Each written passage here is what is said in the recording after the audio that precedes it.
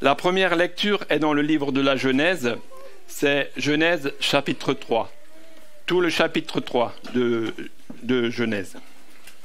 Chapitre en entier.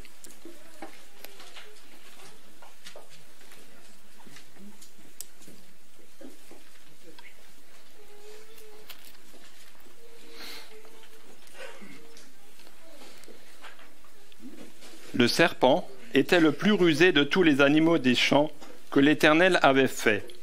Il dit à la femme, « Dieu a-t-il réellement dit, vous ne mangerez pas de tous les arbres du jardin ?» La femme dit au serpent, « Nous mangeons du fruit des arbres du jardin. Mais quant au fruit de l'arbre qui est au milieu du jardin, Dieu a dit, vous n'en mangerez pas et vous n'y toucherez pas, sinon vous mourrez. » Alors le serpent dit à la femme, « Vous ne mourrez pas du tout. Mais Dieu sait que le jour où vous en mangerez, vos yeux s'ouvriront et que vous serez comme des dieux qui connaissent le bien et le mal. » La femme vit que l'arbre était bon à manger, agréable à la vue et propre à donner du discernement. Elle prit de son fruit et en mangea. Elle en donna aussi à son mari qui était avec elle et il en mangea. Les yeux de tous deux s'ouvrirent, ils prirent conscience du fait qu'ils étaient nus. Ils se firent des ceintures avec des feuilles de figuier cousues ensemble. Alors ils entendirent la voix de l'Éternel Dieu, qui parcourait le jardin avec la brise du soir. L'homme et sa femme allèrent se cacher devant l'Éternel Dieu parmi les arbres du jardin. L'Éternel Dieu appela l'homme et lui dit, « Où es-tu » Il répondit, « J'ai entendu ta voix dans le jardin et j'ai eu peur, parce que je suis nu. Je me suis donc caché. » L'Éternel Dieu dit, « Qui t'a appris que tu es nu ? Est-ce que tu as mangé de l'arbre dont je t'avais défendu de manger ?» L'homme répondit, « C'est la femme que tu as mise auprès de moi qui m'a donné de l'arbre et j'en ai mangé. » Alors l'Éternel Dieu dit à la femme, « Pourquoi as-tu fait cela ?» La femme répondit, « Le serpent m'a induite en erreur et j'en ai mangé. » L'Éternel Dieu dit au serpent, « Parce que tu as fait cela, tu seras maudit entre tout le bétail et tous les animaux de la campagne. Tu marcheras sur ton ventre et tu mangeras de la poussière tous les jours de ta vie. Je mettrai inimitié entre toi et la femme, entre ta descendance et sa descendance. Celle-ci t'écrasera la tête et tu lui écraseras le talon. » Il dit à la femme, « Je rendrai tes grossesses très pénibles, c'est avec peine que tu accoucheras. Tes désirs se porteront vers ton mari, mais il dominera sur toi. » Il dit à l'homme, « Parce que tu as écouté la voix de ta femme, et que tu as mangé de l'arbre dont je t'avais défendu de manger, le sol sera maudit à cause de toi. C'est avec peine que tu en tireras ta nourriture tous les jours de ta vie. Il te produira des chardons et des broussailles, et tu mangeras l'herbe de la campagne. C'est à la sueur de ton visage que tu mangeras du pain, jusqu'à ce que tu retournes dans le sol d'où tu as été pris, car tu es poussière, et tu retourneras à la poussière. » L'homme donna à sa femme le nom d'Ève, car elle a été la mère de tous les vivants.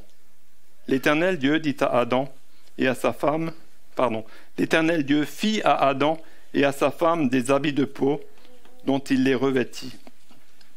L'Éternel Dieu dit, « Maintenant que l'homme est devenu comme l'un de nous pour la connaissance du bien et du mal, évitons qu'il tende la main pour prendre aussi de l'arbre de vie, en manger et vivre éternellement. » L'Éternel Dieu le renvoya du jardin d'Éden pour qu'il cultive le sol d'où il avait été tiré.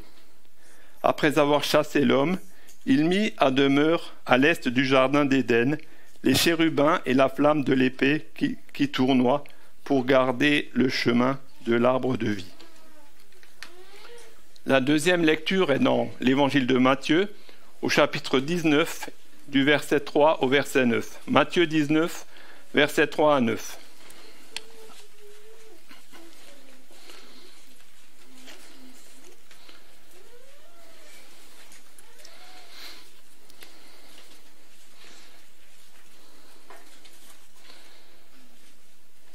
Les pharisiens l'abordèrent, donc les pharisiens abordent Jésus. Les pharisiens l'abordèrent et dirent pour l'éprouver, « Est-il permis à un homme de répudier sa femme pour n'importe quel motif ?» Il répondit, « N'avez-vous pas lu que le Créateur, au commencement, fit l'homme et la femme et qu'il dit, « C'est pourquoi l'homme quittera son père et sa mère et s'attachera à sa femme et les deux deviendront une seule chair. Ainsi, ils ne sont plus deux, mais une seule chair. Que l'homme ne sépare donc pas ce que Dieu a uni. » Pourquoi donc, lui dirent-ils, Moïse a-t-il commandé de donner à la femme un acte de divorce et de la répudier? Il leur dit, c'est à cause de la dureté de votre cœur que Moïse vous a permis de répudier vos femmes. Au commencement, il n'en était pas ainsi. Je vous dis, quiconque répudie sa femme, sauf pour infidélité, et en épouse une autre, commet un adultère. Et la troisième lecture est dans la lettre aux Hébreux, au chapitre 4, du verset 11 jusqu'au verset 13. Hébreux 4, versets 11 à 13.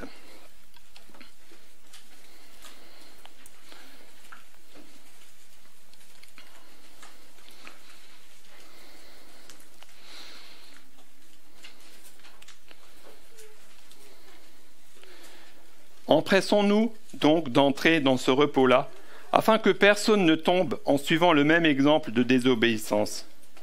Car la parole de Dieu est vivante et efficace, plus acérée qu'aucune épée à double tranchant. Elle pénètre jusqu'à la division de l'âme et de l'esprit, des jointures et des moelles. Elle est juge des sentiments et des pensées du cœur. Il n'y a aucune créature qui soit invisible devant lui. Tout est mis à nu et terrassé aux yeux de celui à qui nous devons rendre compte. Jusqu'ici, notre lecture dans la parole infaillible de Dieu. Les enfants peuvent maintenant aller à l'école du dimanche et je laisse la parole à notre frère Olivier pour la prédication.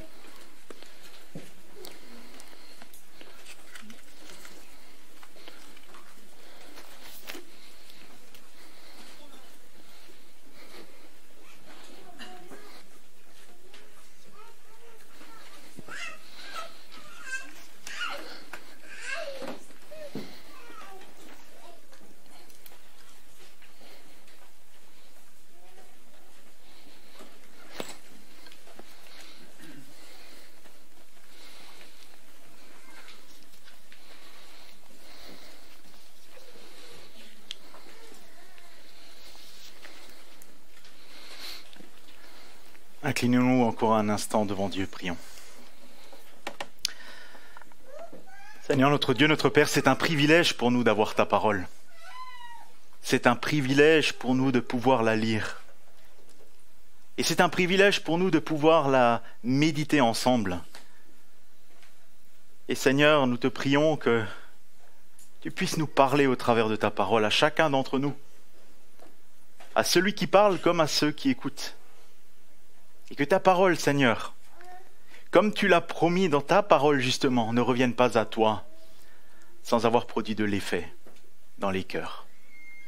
Amen.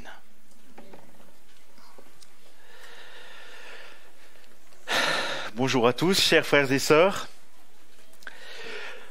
Peut-être que certains le savent, d'autres non. En janvier, j'avais commencé une nouvelle petite série sur le sujet du mariage. Et nous avions commencé en nous mettant d'accord sur un point. Nous savons qu'il y a différentes manières de considérer ce qu'est le mariage dans sa structure, dans sa composition, son déroulement. Car aujourd'hui, chaque individu est invité à vivre selon ses envies, selon la mode du moment. C'est une affaire de point de vue. Mais quel que soit notre point de vue, en France, on doit d'abord passer devant le maire pour contracter ce mariage officiellement. Et après cette cérémonie, chacun peut célébrer en plus le même mariage selon sa coutume, sa croyance, ses attentes. Et justement pour nous, dans notre Église, et avec notre Bible en main, nous avions considéré ce que nous comprenons par notre engagement public devant le maire. Ce que cet engagement signifie à la lumière de la Bible comment parle le Dieu de la Bible et dans le contexte biblique, en tant que chrétien attaché à la Bible et à son enseignement. Et nous avions étudié un extrait du chapitre 2 de la Genèse. C'est dans ce chapitre 2 que nous voyons comment Dieu crée le mariage. Comment ça commence? Il crée une femme et il va donner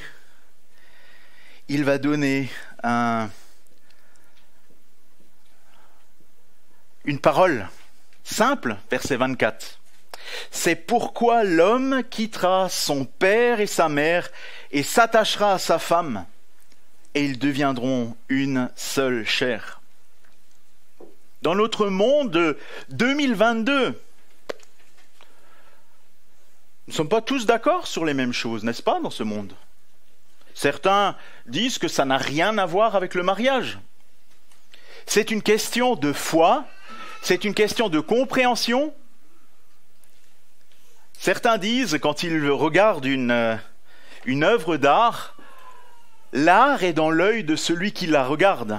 Et pour nous, sachant que la parole de Dieu est justement parole de Dieu, pour nous, quand nous lisons la parole de Dieu, c'est ce qu'elle est.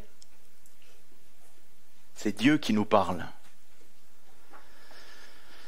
Et peut-être nous ne sommes pas touchés par un Gauguin ou par un autre grand tableau, mais peut-être que vous êtes touchés par ce petit dessin ridicule que vous a fait votre petit-fils, que vous accrochez sur votre frigo, parce que c'est quelque chose qui est important pour vous personnellement.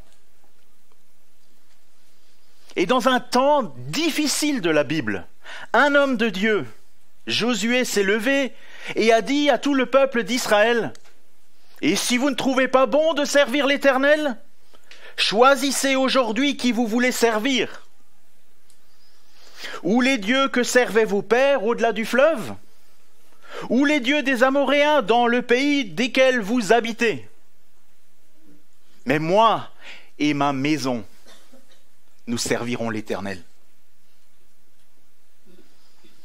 Donc notre choix en tant que chrétien, c'est de considérer le mariage aux yeux de Dieu.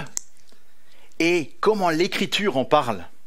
Cette création de Dieu, cette merveilleuse création dont nous faisons partie, dont le mariage fait partie. Souvenez-vous, verset 9 du chapitre 2. L'Éternel, Dieu, fit pousser du sol des arbres de toutes sortes, agréables à voir et porteurs de bons fruits à manger. Il fit pousser l'arbre de la vie au milieu du jardin, ainsi que l'arbre de la connaissance du bien et du mal. Magnifique. Il place l'homme dans ce merveilleux endroit, lui montre les animaux, lui fait réaliser que quelque chose lui manque, un vis-à-vis. Et Dieu lui crée sa femme. Adam tombe sous le charme. Cette femme tirée de l'homme, comme l'hébreu le dit si bien, Isha, femme de Ish, l'homme. Isha de Ish, femme de l'homme. Elle est gracieuse. Elle n'est pas comparable aux animaux. Et Dieu ajoute justement: c'est pourquoi l'homme quittera son père et sa mère, s'attachera à sa femme, ils deviendront une seule chair. Et avec simplicité, Dieu exprime le mariage. Quitter son père et sa mère, quitter ce foyer dans lequel il a grandi. S'attacher à sa femme et ainsi fonder un foyer distinct. Et devenir une seule chair, dans une intimité unique, dont fait partie la sexualité qui permet de se reproduire, d'être fécond, et au sein de ce foyer, accueillir des enfants, si Dieu le permet. Puis le chapitre se termine avec une petite phrase toute simple, verset 25. L'homme et sa femme étaient tous deux nus, et ils n'en avaient pas honte. Mais il nous manque une petite information. Et cette petite information, quelle est-elle? Qu'est-ce que nous avons oublié? Regardons ce chapitre 2. Versets 16 et 17. L'Éternel donna cet ordre à l'homme. Tu pourras manger de tous les fruits, de tous les arbres du jardin, mais tu ne mangeras pas le fruit de l'arbre de la connaissance, du bien et du mal, car le jour où tu en mangeras, tu mourras certainement. Un seul ordre au milieu de ces merveilles. Il y a des centaines d'arbres de fruitiers. Il suffit de tendre la main. Un seul ordre auquel le premier couple devait obéir. Et ce matin, justement, et nous savons ce qui va se passer après au chapitre 3, j'aimerais vous inviter à considérer le mariage, l'épreuve du péché. Nous avions dit la dernière fois, et c'est très important de vous le rappeler, que le chapitre 2 vient avant le chapitre 3, c'est logique. Mais dans le chapitre 3, le péché rentre dans le monde. Ce qui veut dire que ce qui se passe avant est parfait. Et le mariage, comme Dieu l'a voulu, est parfait. Donc, notre thème de la série du mariage, nous allons le considérer en survolant ce chapitre 3. Et forcément, il nous faut parler du chapitre 3. C'est consciemment que je l'ai choisi, parce qu'il fait suite au chapitre 2. Et peut-être que certains d'entre nous idéalisent tellement le mariage qu'ils oublient que la chute est venue juste après l'institution du mariage. Ce matin, j'aurai donc 5 points. Premièrement, la perte de l'innocence. Deuxièmement, la paix troublée. Troisièmement, des conséquences pour toute l'humanité. Quatrièmement, l'intervention de Dieu. Et enfin, des leçons à tirer de ce texte. L'homme et sa femme étaient tous deux nus. Ils n'en avaient pas honte. Ça ne vous fait pas comme un petit écho à un autre verset qu'on a lu juste ce matin?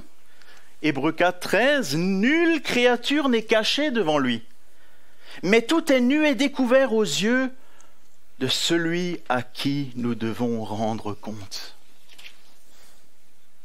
La perte de l'innocence, premier point. Tout était parfait. Ils vivaient tous deux dans la joie, une vie de bonheur, n'est-ce pas? Le ciel sur la terre. Le ciel sur la terre. Mais la chute survient. Que s'est-il passé? Que leur est-il passé par la tête? Comment sont-ils arrivés là?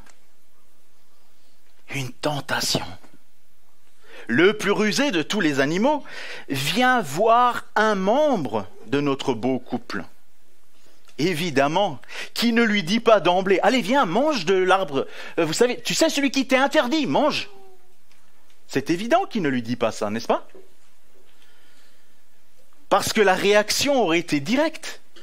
Mais tu es fou. C'est le fruit défendu. Le diable est le plus efficace des vendeurs de rêves. Le Seigneur Jésus d'ailleurs affirme à son sujet lorsqu'il profère le mensonge. Le diable parle de son propre fond car il est menteur et le père du mensonge, dans Jean 8, 44. Regardez-le. Il sème le doute. Dieu a-t-il réellement dit? Les paroles de Dieu sont-elles fiables?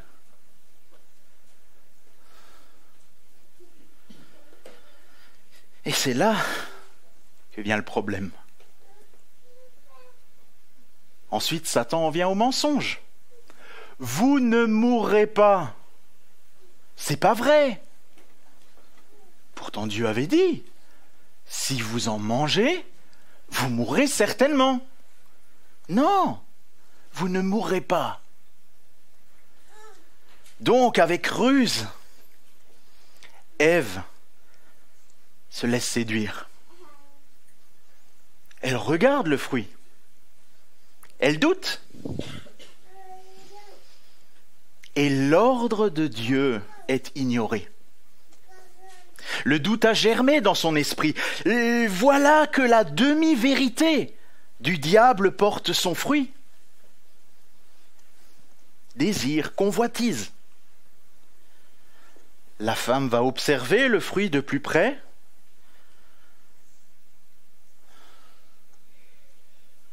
Jusque-là, rien de mal. Il était dans le jardin, cet arbre.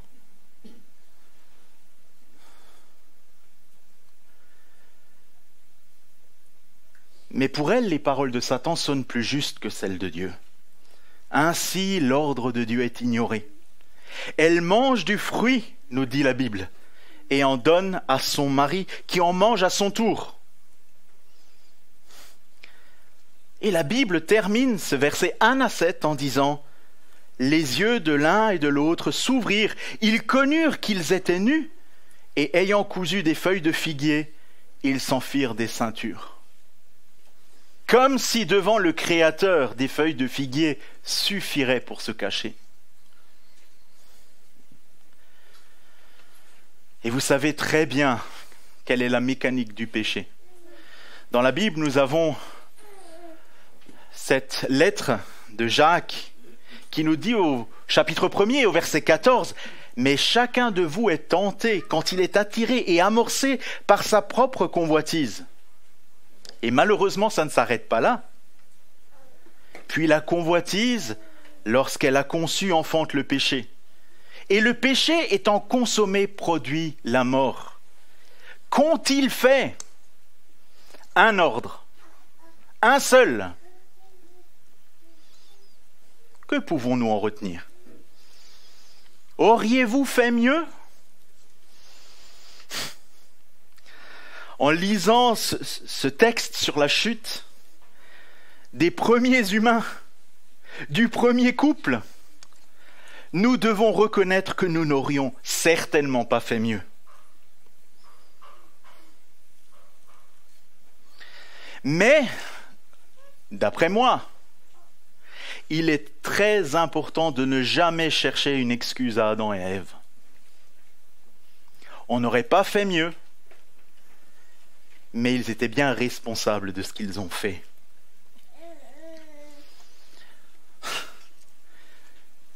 Que pouvons-nous en retenir pour le mariage? Moi, j'ai une question qui m'est venue tout de suite. Pourquoi la femme a-t-elle affronté Satan seule? Pourquoi? On n'a pas la réponse. Mais pourquoi? Où est Adam? Il est là un peu plus tard quand elle prend le fruit. Mais il semble absent quand Satan parle à la femme. Pourquoi n'a-t-il pas réagi? Pourquoi n'a-t-il pas réagi quand la femme a pris le fruit? Il était auprès d'elle, nous dit la Bible. Et je trouve que c'est une bonne question. Mais poursuivons dans notre chapitre. Les versets 8 à 13, la paix troublée. Ce qui se passe maintenant est certainement l'inverse de ce qui se passait habituellement. À l'arrivée de l'Éternel, l'homme et la femme, avant, devaient s'empresser d'aller à sa rencontre, de le rejoindre. C'était leur Créateur, il leur faisait l'honneur de venir. Et maintenant, qu'est-ce qui se passe? À peine ils l'entendent, ils se cachent. Ils se cachent. Ils ont perdu leur innocence. Ils sont troublés maintenant par la présence de ce Créateur qui était bon avec eux. Et on verra par la suite, il est toujours bon avec eux, même s'ils jugent. Il est bon avec eux. Et c'est intéressant comme l'Éternel, qui est à l'origine de toute chose. Et si vous voulez, vous pouvez prendre Jean 1, vous savez, au commencement était la parole était avec Dieu, la parole était Dieu. Et puis était la vie, et la vie était la lumière des hommes. Et vous savez ce qui se passe quand la lumière vient? Il n'y a plus de ténèbres. Mais notre cher Adam et sa femme, ils fuient la lumière. Ils se cachent. Ils se cachent. Un processus différent se met en route. Ils se cachent et il faut une excuse. Et surtout, quelque chose que vous connaissez aussi très bien, il faut un coupable.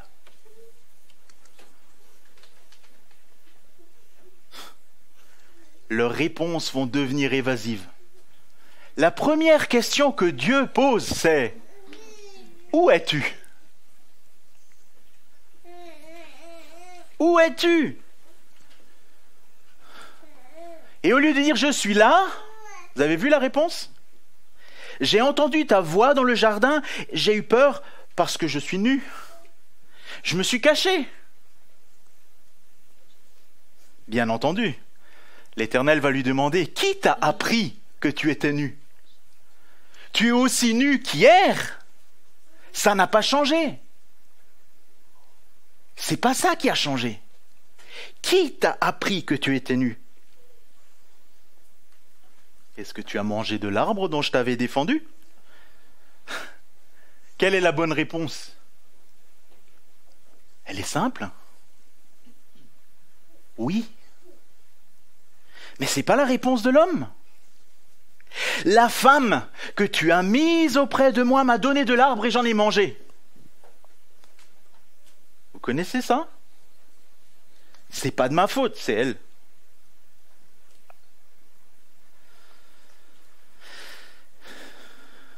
Et l'Éternel se tourne vers la femme alors.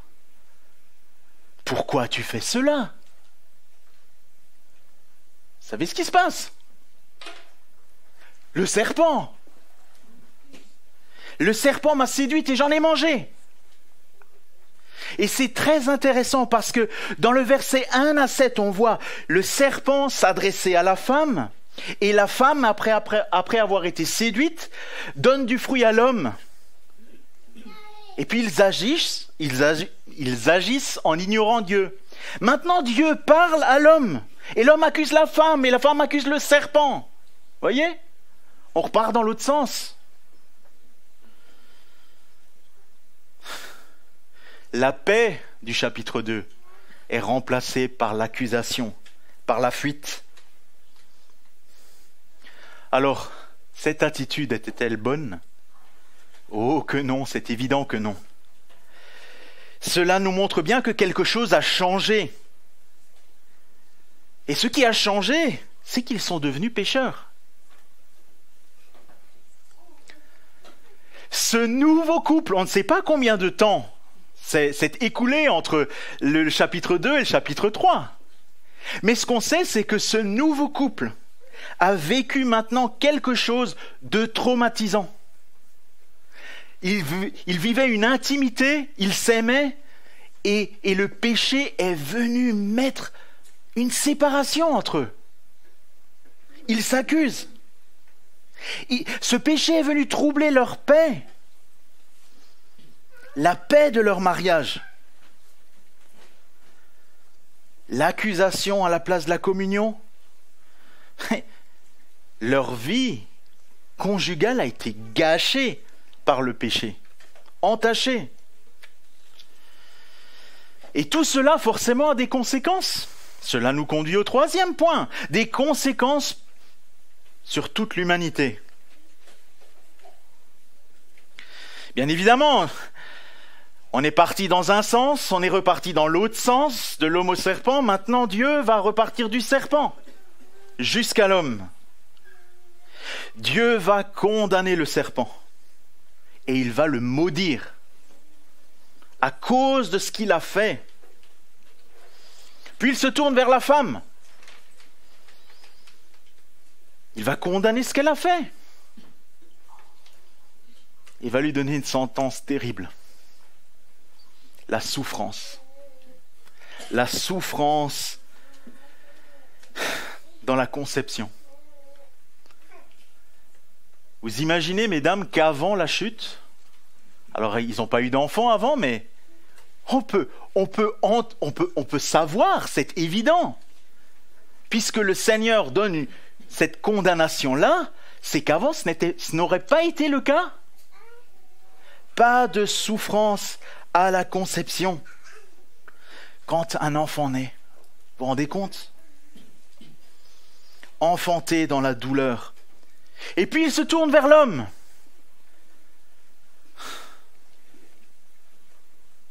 Une vie difficile et pénible. Vous vous souvenez le début? Regarde tous les arbres, tu cueilles, tu manges. Ça c'est fini. Maintenant il faut cultiver. Et maintenant, ce que tu vas cultiver va être difficile à cultiver.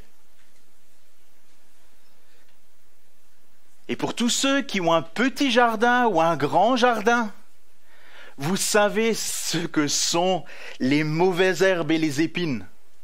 On en a tous dans notre jardin. C'est notre cauchemar. Vous vous rendez compte? Avant la chute, il n'y avait pas ce problème.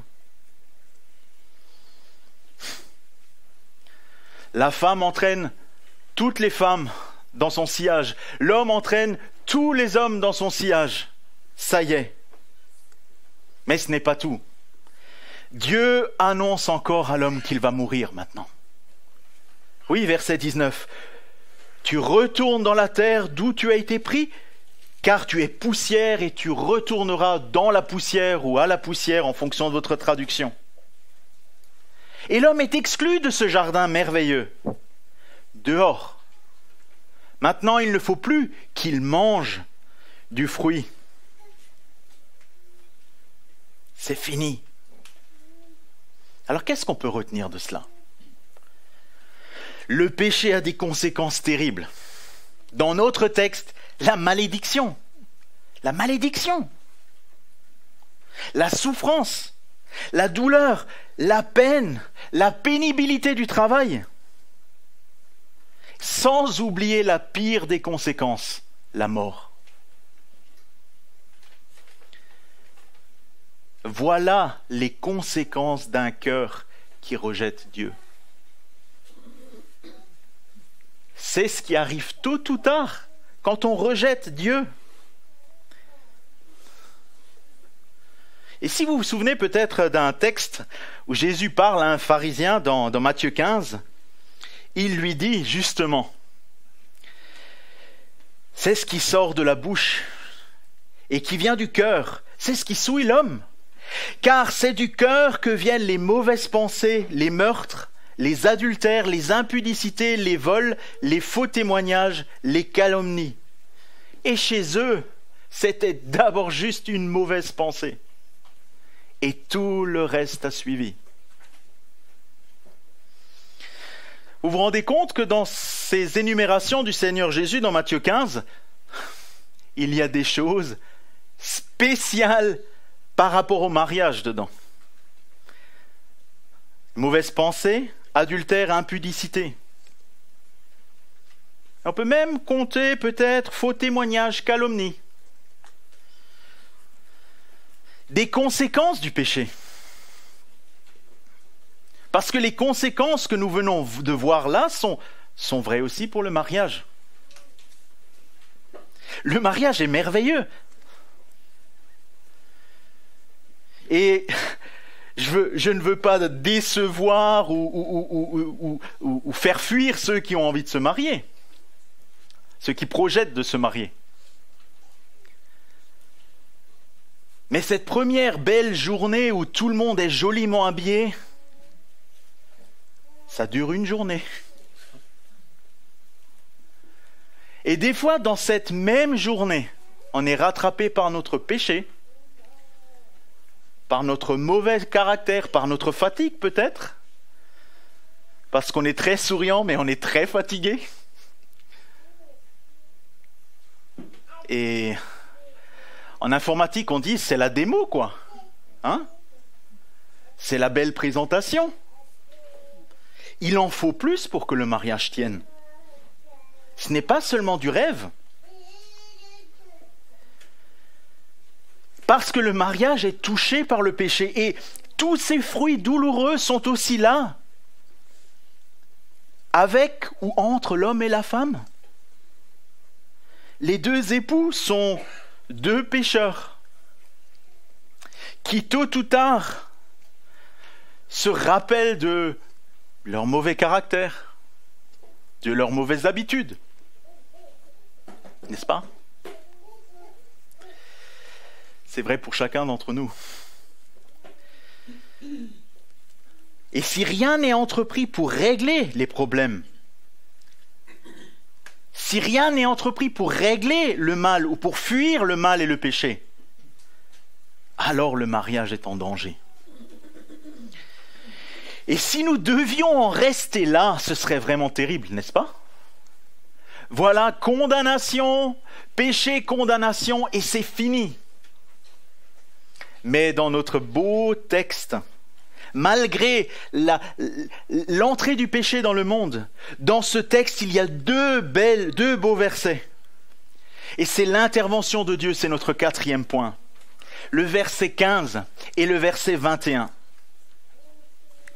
Malgré ce qui s'est passé, et malgré leur tension, malgré le rejet de l'ordre de Dieu, l'Éternel va s'occuper d'eux. Il va s'occuper d'eux. Et il va s'occuper d'eux tout de suite. Verset 15, il leur fait une promesse. Ils s'en rendent peut-être pas compte. Mais quand vous lisez la Bible, vous allez vous rendre compte que ce verset 15 est une promesse qui s'est accomplie. Quand il parle au serpent, il dit « Je mettrai inimitié entre toi et la femme, entre ta postérité et sa postérité. Celle-ci, donc la postérité de la femme, t'écrasera la tête et tu lui blesseras le talon. » Et c'est très intéressant dans la Bible, quand il est question de postérité d'habitude, c'est toujours la descendance d'un homme. Fils de, fils de, fils de, fils de, fils de. Toujours. Et là, il est question de descendance de la femme. Celui qui descendra de la femme. Et certainement, beaucoup d'entre nous le savent. Mais si vous ne le savez pas, il n'y a qu'une seule personne qui n'a pas de papa terrestre. C'est le Seigneur Jésus-Christ. Descendance de la femme. Et cette descendance, et nous y reviendrons tout à l'heure, va justement régler le problème du péché définitivement. C'est merveilleux. Puis le verset 21. Le verset 21, on lit le texte, et puis ça semble passer comme ça glisse entre les versets, mais c'est très important. L'Éternel Dieu fit à Adam et à sa femme des habits de peau, et il les en revêtit. Vous savez ce que ça sous-entend?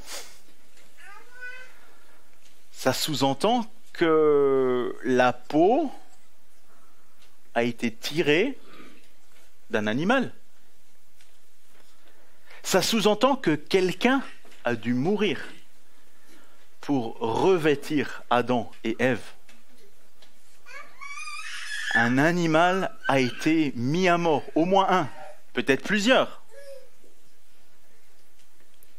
Et justement, l'Éternel va couvrir leur honte. Il va couvrir leur honte, il va les revêtir de ses habits de peau. Il ne les laisse pas se cacher. Il veut qu'ils puissent se présenter devant lui. Et au travers de tout l'Ancien Testament, l'Éternel ne va cesser de rappeler qu'il faut faire couler le sang pour se présenter devant lui. le peuple d'Israël devra venir dans la présence de l'Éternel, d'abord dans le tabernacle, ensuite dans le temple à Jérusalem, pour offrir un sacrifice, pour pouvoir venir en sa présence. Et là encore, c'était en dehors du lieu très saint. Et une fois par an, le souverain sacrificateur pouvait entrer dans le lieu très saint, mais non sans y avoir apporté du sang d'une offrande, d'une victime. Et tout l'Ancien Testament parle de ça. Jusqu'à un moment où l'Éternel va envoyer quelqu'un, son Fils, le Seigneur Jésus-Christ, la descendance de la femme, qui va accomplir pleinement non seulement la première promesse, mais aussi la deuxième promesse. Parce que vous savez que Christ est mort à la croix pour expier les péchés, pour nous rendre purs. Et vous savez aussi qu'à travers son sacrifice et par son œuvre, il nous revêt d'un manteau de justice. Un habit qui nous couvre. Et qui nous couvre cette fois-ci totalement. Il n'y a plus rien de mal qui est vu de Dieu. C'est merveilleux. Une fois pour toutes, le Seigneur Jésus-Christ a fait ça pour nous. Ça ne nous empêche pas de venir quotidiennement, n'est-ce pas, à lui, pour lui demander pardon. Mais c'est très important. Et donc, dès ce moment où le péché entre dans le monde, Dieu va donner une solution. Et cette paix perdue est retrouvée en Jésus-Christ. Parce que Christ est l'agneau qui ôte le péché du monde. Alors, nous avons survolé ce texte et j'aimerais juste nous rappeler quelques leçons. C'est notre 5e point. Vous avez vu tout au long de ce message la réalité de la chute, la gravité du péché, les conséquences désastreuses du péché pour une vie. Ce péché a tout changé. Il n'a pas changé un peu, il a tout changé. Et à cause du péché, les êtres humains ont connu la mort. Mais par-dessus tout, nous avons vu la merveilleuse grâce de Dieu qui déjà là, comme nous l'avons vu juste dans le point précédent, a tout de suite manifesté sa grâce, sa bonté, et annoncé qu'il y aura une solution. Cette solution qui viendra bien plus tard et que le peuple de Dieu attendra pendant des siècles. L'évangile de Jésus. Nous en avons parlé juste avant. Ce que nous pouvons aussi tirer de ce texte, c'est que juste après avoir créé ce beau couple, dans la perfection de la création de Dieu, juste après. Alors peut-être c'était des mois, peut-être c'était des années, que sais-je. Mais après, cette perfection, cette beauté a été salie à cause de ce péché. Depuis la chute, alors que le mariage est une institution parfaite de Dieu, ce mariage est désormais constitué d'êtres pécheurs. Donc l'idéal vers lequel nous aimerions tendre n'est plus atteint. Il ne peut plus être atteint. Si ce n'est au travers de l'œuvre de Christ. Dans cette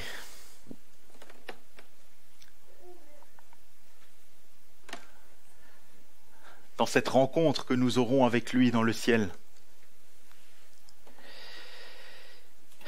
C'est très important que chacun d'entre nous, marié ou célibataire, qui envisage de se marier, n'oublie pas qu'il ne faut pas rêver. Il faut rêver, mais il ne faut pas rêver de perfection que vous n'aurez pas. Quelle horreur! Quelle horreur! Pourquoi il ose dire ça? Parce que dans le monde, trop de personnes s'imaginent qu'il n'y a jamais de problème dans le mariage. Et pourtant, c'est une réalité qui nous touche tous, qui nous force à aller au pied de la croix, ensemble, avec notre bien-aimé. Parce que ce mariage parfait est corrompu par le péché. Et vous vous rendez compte de l'autre texte que nous avons lu, celui de Matthieu 19? Vous vous rendez compte de ce que les pharisiens ont demandé? Ça montre vraiment l'horreur. Je ne sais pas si vous avez réalisé l'horreur de la question. Hein? Parce qu'ils ne demandent pas s'ils peuvent divorcer. Ils demandent si on peut divorcer pour un motif quelconque.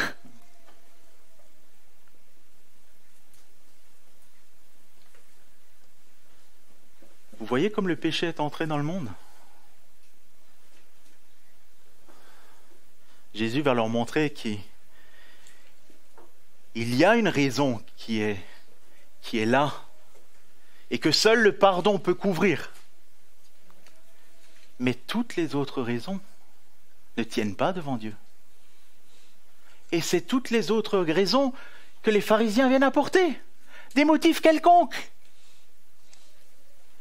Et je crois que c'est important pour nous, en 2022, alors que ce mariage est tellement bafoué que les gens se séparent ou ne se marient même plus, pour un oui, pour un non.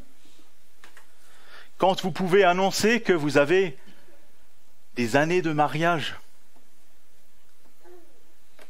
Combien d'années de mariage? 10 ans? 15 ans? Mes parents, le 5, ils vont fêter 60 ans de mariage. 60 ans de mariage. Ce n'est plus envisageable dans ce monde, n'est-ce pas? Que se serait-il passé si, devant Satan, Ève aurait dit « Tu veux discuter, attends, j'appelle Adam. »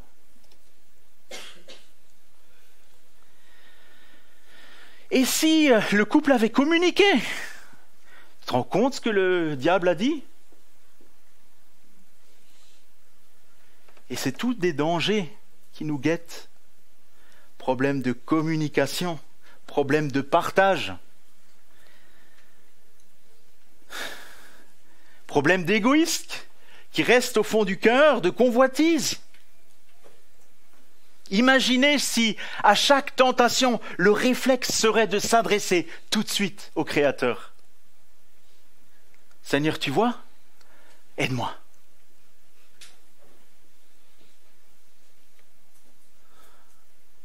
Alors comment peut-on protéger ce mariage face à ce péché? Face à l'épreuve du péché? En nous remettant quotidiennement à notre Seigneur, notre vie, notre couple, notre famille, nos enfants. Demandez pardon pour les choses qui peuvent vous séparer, vous causer des difficultés. Et parlez-en ensemble. Vous savez ce que le Seigneur Jésus a dit quand il a parlé du pardon, dans sa prière? Pardonne-nous comme nous aussi nous pardonnons. Mais c'est vrai aussi dans le mariage.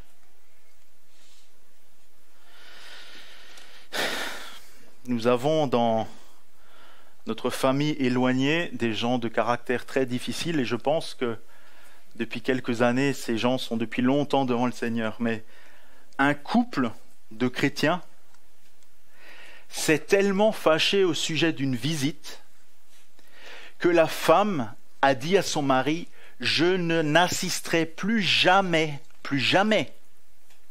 quand quelqu'un viendra te rendre visite, tu seras seul. » Et elle l'a fait.